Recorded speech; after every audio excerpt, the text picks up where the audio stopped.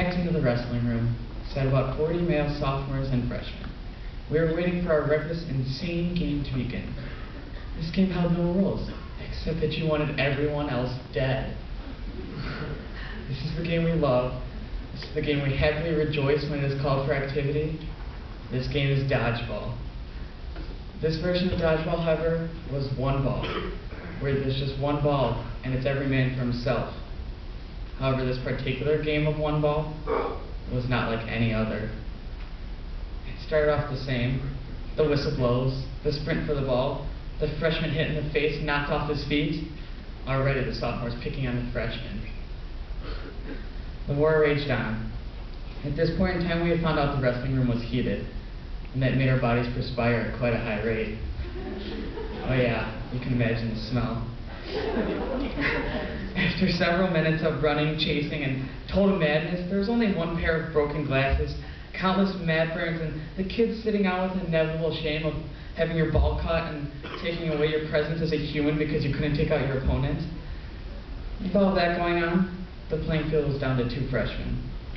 One freshman was dreaming of his victorious throw, deciding if he wanted to take down the opponent's weak point or put it through his head. All the tough decisions. The other freshman, well, he was quite the opposite. This player actually thinks he may be a chimpanzee.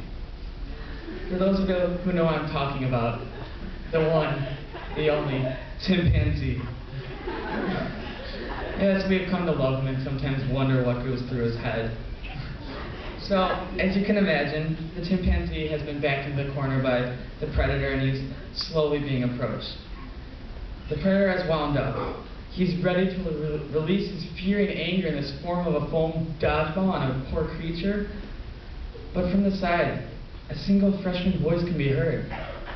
Let Tim win! That voice, of course, was followed by the disgruntled gym teacher screaming like the familiar Mortal Kombat, "Finish him!" So distracted by the brave student, the thrower makes a rash decision. He rolls the ball to the chimpanzee. Then he retrieves another ball. Now the stakes are somewhat even, and everyone is silent. Only the hum of the heater can be heard. The chimpanzee winds up with all his might and throws the ball.